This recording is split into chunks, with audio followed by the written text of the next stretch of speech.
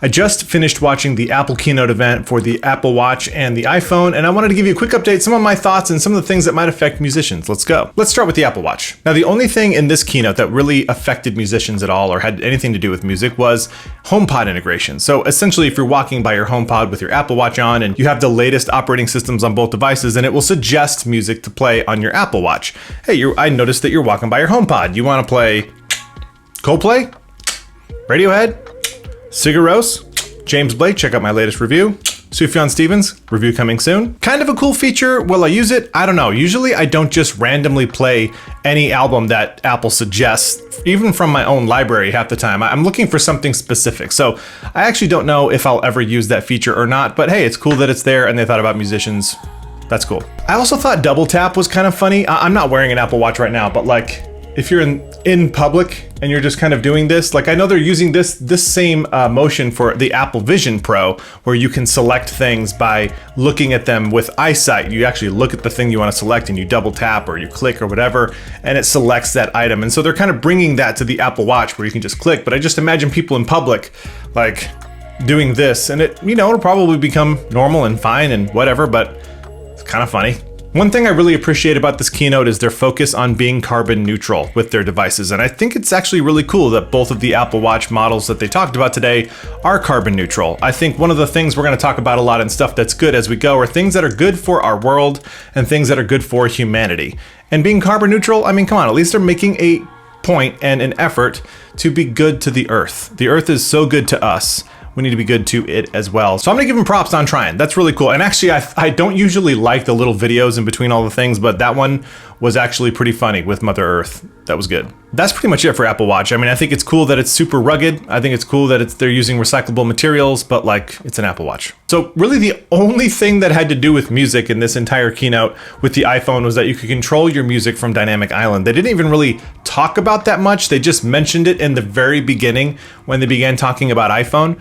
So Dynamic Island's like a big deal, and they're investing in that. And they tried it with last year's model, the iPhone 14, and now they're going hardcore with iPhone 15 and Dynamic Island, and all of the models now have Dynamic Island, which is cool, whatever. It's a cool little feature, but really not much about how you control music from Dynamic Island, maybe by voice. I don't know, we'll have to wait and see how that goes. As usual, the focus of the new iPhones are the camera, and they continually improve the camera, which is cool. However, one thing that I think is funny is they always show these like professional level like studio setups with videographers using iPhones as like their main camera. And unless you're being paid by Apple to prove that their phone can be used as a main camera for something, I can't imagine any professional videography studio using an iPhone as their main camera. I mean, some of these pictures are people with like Mac Studios and Mac Pros, like multiple $1,000 machines and like double Apple Cinema displays, which just those two things are like $12,000, and like they're invested in all this computing software and all this hardware and all this stuff, and then they're using an iPhone as like their main camera. It just doesn't make any sense. It's kind of funny, but you know what? Whatever. If somebody wants to try that, go for it. I have a background in video and I really enjoy shooting video, which is one of the reasons why I really like doing this YouTube channel. I would probably never film my main camera with an iPhone unless I'm out doing something or experiencing something or visiting a place and I just need something really quick and portable and easy to film with. I'll probably post to this channel with an iPhone at some point, but my main camera is not going to be an iPhone. And if you want information on what my main camera is and my gear and all that kind of stuff, just click the links in the description because it'll all be in there. So the iPhone 15 Pro Max gets a 5x zoom, which is great. I go to a lot of concerts and things like that, events where I want to be a little bit closer, and having a little bit more zoom is going to be great. That means though that I have to carry around a max size iPhone, which is pretty big, honestly, and I don't really like doing that. I don't even like really carrying my phone in my pocket in the first place, which is why most of the time I keep it even out of a case, just to keep it as thin and small as possible. But I'll definitely be testing out the cameras and kind of putting that on the channel because I do love visual stuff, which is why I try to make my channel look as good as I can as well. My favorite thing that they said about the new iPhone is this is the most pro phone ever.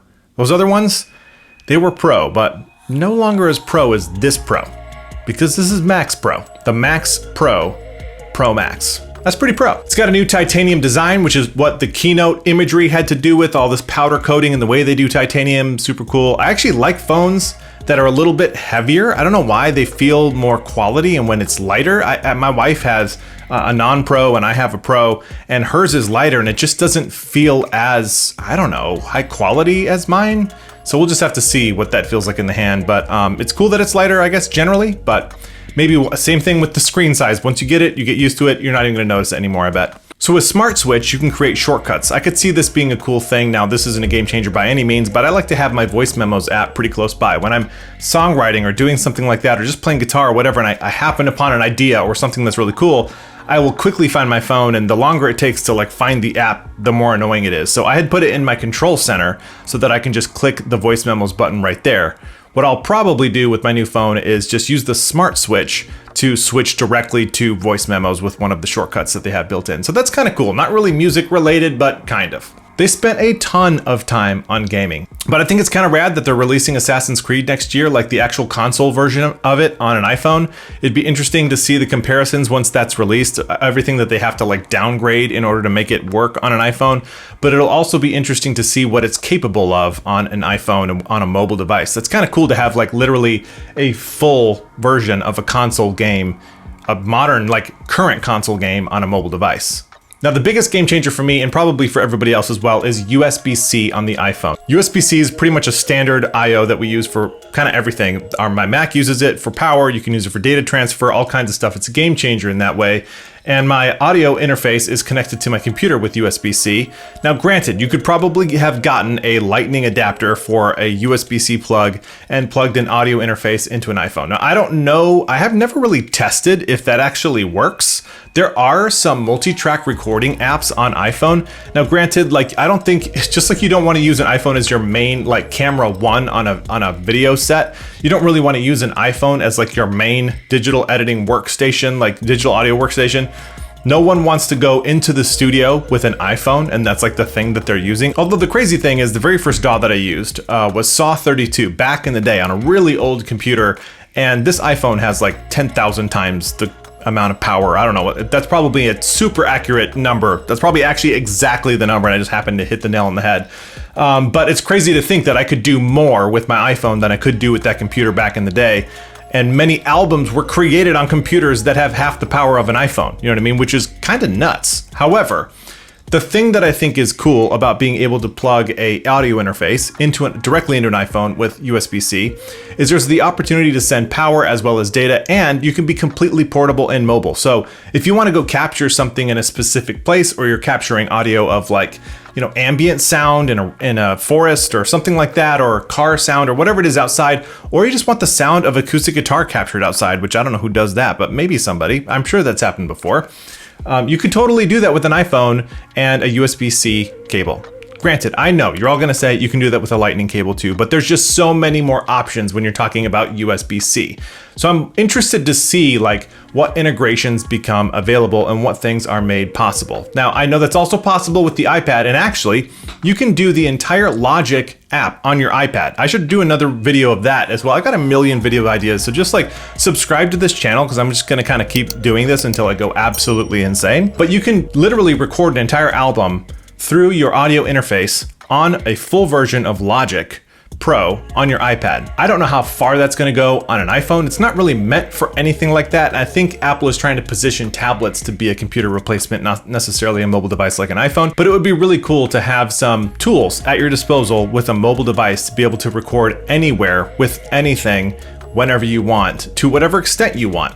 I would never do an entire album on an iPhone, but I would definitely capture ideas or moments or things that I need to get with a portable device with an iPhone and USB-C. So that's rad. Now that's pretty much it for this keynote. Now they talked a little bit about Apple Vision Pro, and I'm actually really curious to see how Apple Vision Pro's audio sounds and how it integrates with the visuals, because they also showed back in the day when they announced this a little bit like about live concerts and events and kind of experiences through an Apple Vision Pro. So we'll see how all this stuff kind of integrates together.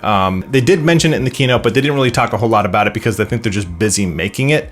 I don't know how many people out there are going to spend $3,500 on an Apple Vision Pro. Probably very, very few. I may be one of the only idiots, because I want to review it and talk about it, but I may take that bad boy back when I'm all done. So there's that. I'm not sponsored by Apple. Apple doesn't even know who I am. Most of the people in the world don't know who I am because this is a very small channel, but it takes people like you to help this thing grow. This channel is all about tech and music and how those two things coordinate and speak to each other and do cool things. So if you're interested in that, please subscribe to the channel, ring the bell, and let's keep exploring it together. I'll be covering a lot more on Apple products throughout the fall as things are announced and things are released. I'll be doing a full iPhone review when I get my own, which I'll be ordering here shortly. And we'll just kind of keep this party going. See y'all next time.